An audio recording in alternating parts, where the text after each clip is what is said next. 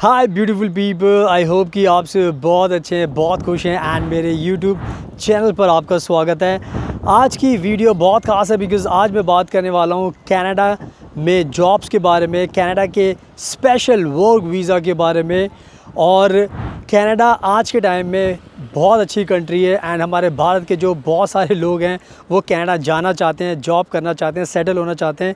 Even जो दूसरी countries के भी लोग हैं, बांग्लादेश, नेपाल, भूटान और श्रीलंका, दुबई और यूके, सब लोग कनाडा जाना चाहते हैं। तो आज की वीडियो बहुत ख़ास है बिकॉज़ आज मैं आपके लिए लेकर आया हूँ एक बहुत ही अच्छा वर्क वीज़ा प्रोग्राम जिसका नाम है federal skilled worker programme. Federal skilled worker programme जो कनाडा ने लॉन्च किया हुआ है बहुत टाइम से। एंड इस वर्क वीज़ा प्रोग्राम के थ्रू कनाडा बुला रहा है फॉरेन वर्कर्स को बिकॉज़ आज के टाइम में कनाडा के अंदर बहुत ज़्यादा वर्कर्स की शॉर्टेजेस है एंड जिसके कारण कनाडा चाहता है कि जो फॉरेनर्स हैं वो कनाडा में आए, यहाँ पे जॉब करें, इनकी इकॉनमी को आगे बढ़ाएं बिकॉज़ यहाँ पर आजकल इनकी इकॉनमी भी गिरी हुई है बिकॉज़ लोग नहीं इनके पास काम करने के लिए। तो भारत के वर्कर्स के लिए एंड जो दूसरी कंट्रीज़ के वर्कर्स हैं, आप सभी के लिए गोल्डन मौका है। इस वर्क प्रोग्राम को अप्लाई करके, वीज़ा को अप्लाई करके आप कनाडा में आ सकते हो और मैं आपको पूरा का पूरा प्रोसेस बताने वाला हूँ इस फेडरल स्किल वर्कर प्रोग्राम को लेकर, ताकि आपको सारी चीज़ें मेरी वीडियो में पता चल जाए। उसके बाद फिर आप अप्लाई कर सकते हो। एंड मैं आपको बताना चाहता हूँ कि हम भी इस प्रोग्राम के थ्रू बहुत सारे कैंडिडेट्स को भेज चुके हैं कनाडा। तो अगर आपको ये वर्क वीज़ा चाहिए, कनाडा अगर आपको जाना है तो नंबर आपको मिल जाएगा डिस्क्रिप्शन में। आप हमें कॉन्टैक्ट करोगे तो हम आपकी पूरी मदद करेंगे इस वीज़ा को दिलाने के लिए एंड कनाडा में आपको भेजने के लिए।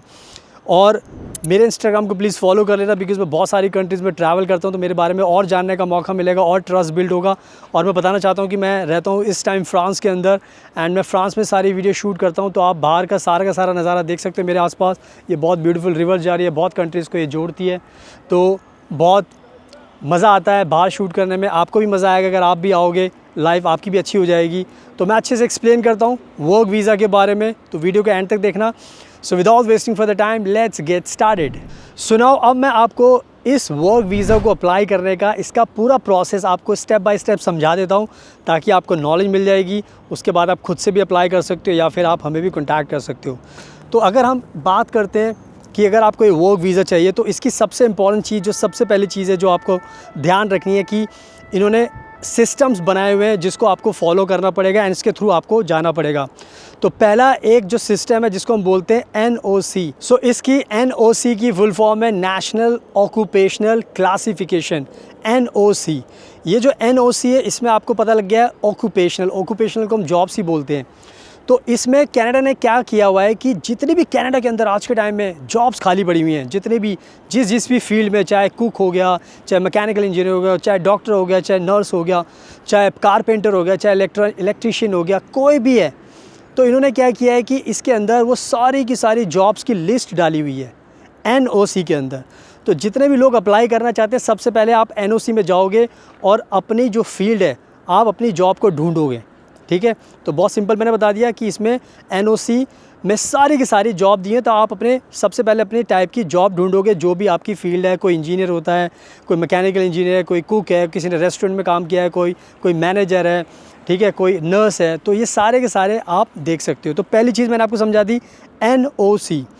अब इस सिस्टम के अंदर एक और सिस्टम है जिसका नाम है TEER, टीयर इसको बोलते हैं। अब इसकी जो फुल फॉर्म है वो है T से ट्रेनिंग, E से एजुकेशन, E से एक्सपीरियंस और R से आपका हो गया रिस्पॉन्सिबिलिटीज़। तो ये इसकी फुल फॉर्म है। तो जो NOC है उसके अंदर टीयर सिस्टम को डाला हुआ है और इसकी भी 6 कैटेगरीज़ बनाई गई हैं टीयर की, यानी कि tier 0, tier 1, tier 2, tier 3, tier 4, tier 5। तो इसकी 6 कैटेगरीज़ बनाई गई हुई है। ये इसलिए बनाई गई है, टीयर बनाने का मकसद ये था कि इसके अंदर क्या किया गया है कि इन्होंने जो कैंडिडेट है उसकी एजुकेशन क्या है, उसने क्या क्या काम किया हुआ है, उसका एक्सपीरियंस कितना है, उन चीज़ों को इसके अंदर डिफ़ाइन किया हुआ है। एक एग्ज़ाम्पल लेकर चलते हैं कि अगर आप इंजीनियर हो, ठीक है, तो आपके पास कौन सी डिग्री है, यानी कि एक एग्ज़ाम्पल लेते हैं, आपके पास बैचलर डिग्री है, तो आप टियर 1 ग्रुप में, मैं एग्ज़ाम्पल लेके समझा रहा हूँ ताकि आपको समझ में आए कि एग्जैक्टली आपको क्या करना है। तो आपको टियर 1 कैटेगरी आपको चूज़ करनी है। तो कोई मान लो कोई एग्रीकल्चर का वर्कर है, तो उसको वो कोई जॉब अप्लाई कर रहा है एनओसी के अंदर, तो उसको देखना पड़ेगा कि उसकी रिक्वायरमेंट क्या है एजुकेशन की। तो जो भी जॉब आप अप्लाई करोगे उसकी जो एजुकेशन की रिक्वायरमेंट है, रिस्पॉन्सिबिलिटी की रिक्वायरमेंट है, वो आपको इस टियर में देखनी पड़ेगी। और मैं आपको एक चीज़ और बताना चाहता हूँ कि जब भी आप एनओसी में कोई भी जॉब ढूंढना चाहते हो तो उसका एक न्यूमेरिक कोड दिया हुआ है। न्यूमेरिक कोड, एक एग्जांपल लेते हैं, अगर आप मैकेनिकल इंजीनियर हो तो वहाँ पर लिखा होगा, अगर आप मैकेनिकल इंजीनियर की जॉब है, पोस्ट है, तो वहाँ पे लिखा होगा मैकेनिकल इंजीनियर जॉब एंड 10,000 उसके सामने लिखा होगा न्यूमेरिक कोड। तो हर एक कोड की अपनी वैल्यू है। अगर कोई अकाउंटेंट होगा तो उसका 15,000 कोड लिखा होगा। तो ये चीज़ें बहुत सिंप्लीफाई अच्छे से की है ताकि जब आप अप्लाई करोगे तो जो कनाडा सरकार है वो भी समझ जाएगी कि किसने अप्लाई किया है, उसकी फ़ील्ड क्या है, उसकी एजुकेशन क्या है। तो बहुत अच्छे से एनओसी को भी डिफ़ाइन किया गया है एंड टीयर को भी डिफ़ाइन किया गया है। आई थिंक मैंने ये 2 चीज़ें सिस्टम आपको बता दी है। अगर कोई कन्फ्यूजन भी होती है तो कोई डरने की बात नहीं है, आप हमें कॉन्टैक्ट करोगे तो हमारी टीम बैठी है आपके लिए, आपको अच्छे से एक्सप्लेन करेगी। तो मेन चीज़ मैंने आपको 2 सिस्टम के बारे में बता दिया, तो इसका आपको ध्यान रखना है। अब बात कर लेते हैं जो इसके अलावा और क्या क्या रिक्वायरमेंट है अगर आपको फेडरल स्किल वर्कर प्रोग्राम में वर्क वीज़ा अगर आपको चाहिए। तो अगर हम बात करते हैं वर्क एक्सपीरियंस की, तो इस प्रोग्राम में अगर आपको अप्लाई करना तो आपके पास मिनिमम 1 साल का वर्क एक्सपीरियंस होना ज़रूरी है। ये एक रिक्वायरमेंट हो गई। दूसरी, अगर हम एजुकेशन की बात करें तो एजुकेशन के अंदर कनाडा की सबसे अच्छी बात यह है कि अगर आपने कोई डिग्री ली है, यानी कि रेगुलर डिग्री की है, बैचलर डिग्री की है, मास्टर डिग्री की है, तो वो यहाँ पर एक्सेप्टेबल है। इसके साथ साथ अगर आपने कोई कॉलेज से कोई डिप्लोमा किया है तो वो भी एक्सेप्टेबल है। और इवन अगर आपने कोई अप्रेंटिसशिप की है, यानी कि कोई ट्रेनिंग ली है, तो वो भी यहाँ पर एक्सेप्टेबल है। तो यानी कि बहुत अच्छा सिस्टम है इनका कनाडा का कि किसी ने डिप्लोमा किया है तो वो भी अप्लाई कर सकता है, जिसने ट्रेनिंग ली है, अप्रेंटिसशिप की है, वो भी कर सकता है, जिसके पास डिग्री है वो भी कर सकता है। तो सब लोग अप्लाई कर सकते हैं। तो ये अच्छी चीज़ हो गई एजुकेशन को लेकर, ये मैंने चीज़ आपको बता दी। इसके अलावा जो नेक्स्ट पॉइंट होता है वो होता है एज का। एज का भी एक फैक्टर होता है इसके अंदर। अगर आपकी एज 45 है, 25 है, कुछ भी हो सकती है, तो उसके अपने एक पॉइंट्स मिलते हैं जो मैं आगे बताऊंगा। तो एज का भी आपको ध्यान रखना पड़ेगा, जो भी आपकी एज होगी उसके हिसाब से आपको पॉइंट्स मिलेंगे। इसके अलावा जो नेक्स्ट इंपॉर्टेंट चीज़ है वो होती है आपकी लैंग्वेज प्रोफिशिएंसी, यानी कि आपको पता है कनाडा के अंदर इंग्लिश भी चलती है और फ्रेंच भी चलती है। तो कनाडा ने बहुत क्लियर किया है कि अगर आपको आना है तो आपको आइल्स तो देखो देना पड़ेगा, और आइल्स में मिनिमम 6 बैंड्स आपको लाने पड़ेंगे। 6 बैंड्स के अलग पॉइंट्स मिलते हैं, सबके पॉइंट्स मिलते हैं। 7 लाओगे तो उसके ज़्यादा पॉइंट्स मिलेंगे। तो पॉइंट्स का बड़ा सिस्टम है, लेकिन आइल्स आपको देना है, 6 बैंड्स तो आपको मिनिमम चाहिए। इसके अलावा अगर आप चाहते हो तो अगर आपको फ्रेंच आती है तो उसके भी पॉइंट्स मिलते हैं। तो यानी कि अगर आपने फ्रेंच की है और आपने एग्ज़ाम होता है उसका, टेफ कनाडा का एग्ज़ाम होता है, TCF का एग्ज़ाम होता है, वो आपने किया, जैसे आप इंग्लिश में आइल्स का एग्ज़ाम देते हो वैसे ही फ्रेंच का भी एग्ज़ाम होता है, तो उसके भी आपको अलग से पॉइंट्स मिलेंगे, उसका अलग बेनिफिट मिलेगा। अगर आपको इंग्लिश में आप कर रहे हो तो आप एलिजिबल हो, बट अगर आप फ्रेंच का भी इस पर तड़का लगा देते हो, अगर आपको फ्रेंच आती है तो उससे आपको और बेनिफिट मिलेगा जॉब के लिए, इस वर्क वीज़ा को पाने के लिए। तो लैंग्वेज का भी आपको ध्यान रखना, आइल्स का। और हम आइल्स की ट्रेनिंग भी देते हैं और हम फ्रेंच भी सिखाते हैं। तो अगर आपको आइल्स की ट्रेनिंग भी लेनी है, अगर आपको फ्रेंच सीखनी है, तो दोनों चीज़ों में आपकी मदद कर सकते हैं, क्योंकि हम ये वीज़ा अप्लाई करते हैं तो हमें पता होता है, तो हम क्लाइंट को बताते हैं कि ये आपको करना है। तो अगर आपको वीज़ा लगाना है तो आपको सीखना पड़ेगा। तो अगर आपको आइल्स की ट्रेनिंग चाहिए तो वो भी हम आपको दे सकते हैं, और अगर आपको फ्रेंच सीखनी है तो वो भी आपको सिखा सकते हैं। तो सारे ऑप्शंस हमारे पास होते हैं।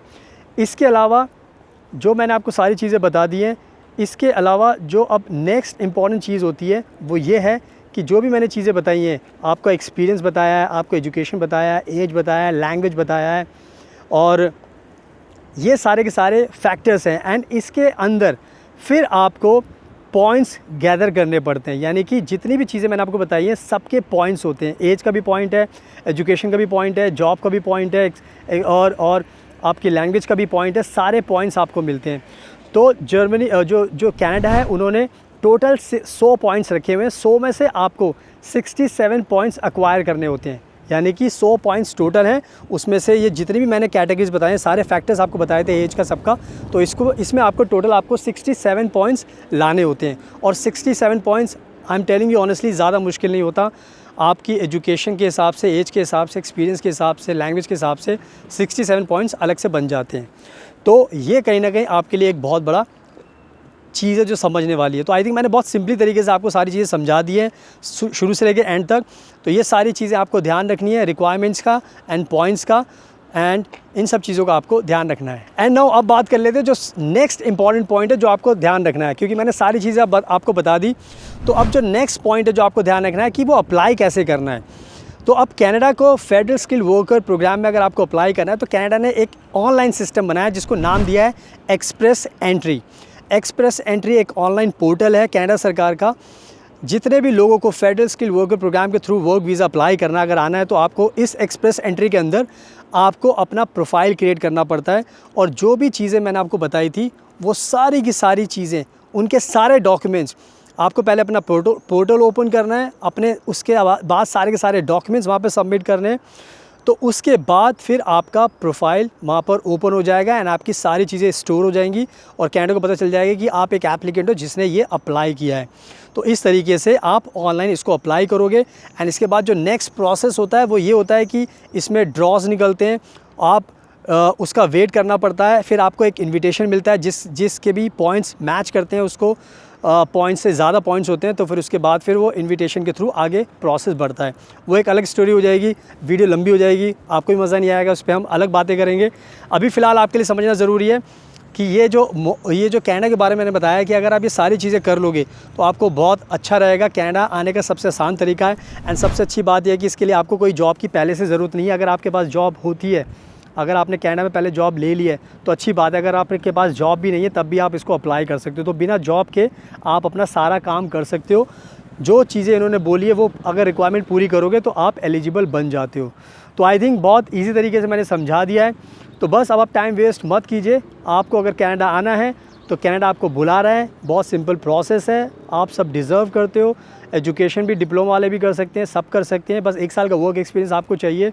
तो सब लोग अप्लाई कीजिए। किसी को कोई कन्फ्यूजन है, डाउट है तो नंबर आपको वीडियो के डिस्क्रिप्शन मिल जाएगा। आप हमें कॉन्टैक्ट करोगे तो हम आपको सारी चीज़ एक्सप्लेन भी करेंगे, आपका पोर्टल भी ओपन करेंगे, आपके डॉक्यूमेंट्स भी अप्लाई करेंगे, आपकी सारी की सारी चीज़ों में आपकी हेल्प करेंगे ताकि आपको कनाडा का वर्क वीज़ा मिल जाए गारंटी के साथ और आप कनाडा फ्लाई करके अपनी लाइफ में कनाडा में सेटल हो जाएं। जैसे मैं अपनी लाइफ को एंजॉय करता हूँ फ्रांस में, वैसे आप भी अपनी लाइफ को एंजॉय कर सकते हैं कनाडा के अंदर। और आप मेरे आसपास देख ही रहे हो, सारी वीडियोस में बाहर ही बनाता हूँ, ये वीडियो में बाहर ही शूट कर रहा हूँ। और बहुत ही ब्यूटीफुल रिवर भी जा रही है मेरे पीछे। ये बहुत सारी कंट्रीज़ को यूरोप के अंदर कनेक्ट करती है, क्योंकि मैं फ्रांस में हूँ तो ये बहुत सारी कंट्रीज़ को कनेक्ट करती है। तो लाइफ बहुत अच्छी है। आपको एफ़र्ट्स थोड़े से करने पड़ेंगे, थोड़ी सी मेहनत करनी पड़ेगी, बट आपका फ्यूचर बहुत अच्छा हो जाएगा। तो कनाडा को अप्लाई कीजिए, हमें भी कॉन्टैक्ट कीजिए और हम आपकी पूरी मदद करेंगे। मेरे इंस्टाग्राम प्लीज़ ज़रूर फॉलो कर लेना, फ्यूचर अब्रॉड 25, बिकॉज मैं बहुत ट्रैवल करता हूँ, आपसे उससे ट्रस्ट बिल्ड होगा। So thank you so much आपके कीमती टाइम का। और मैं आपको बताना चाहता हूँ कि जितने भी हमारे भारत के वर्कर्स हैं, अगर आपको कनाडा आना है तो आप हमें कॉन्टैक्ट कर सकते हो। बाकी जो दूसरी कंट्रीज़ के लोग हैं जिनको अप्लाई करना नहीं आता, चाहे बांग्लादेश से हो सकते हो, चाहे आप श्रीलंका से हो, पाकिस्तान से हो, आप नेपाल से भी बहुत सारे लोग जाना चाहते हैं, नहीं कर पा रहे अप्लाई, तो हमें बताइए, हम आपका अप्लाई करेंगे। तो सारी कंट्रीज़ के लोग हमें कॉन्टैक्ट कर सकते हैं, हम सारे कंट्रीज़ के लोगों को ये वर्क वीज़ा दिला सकते हैं, कनाडा का जॉब्स में मदद कर सकते हैं। So thank you so much आपके कीमती टाइम का। Best of luck and please हमेशा अपना ध्यान रखिए।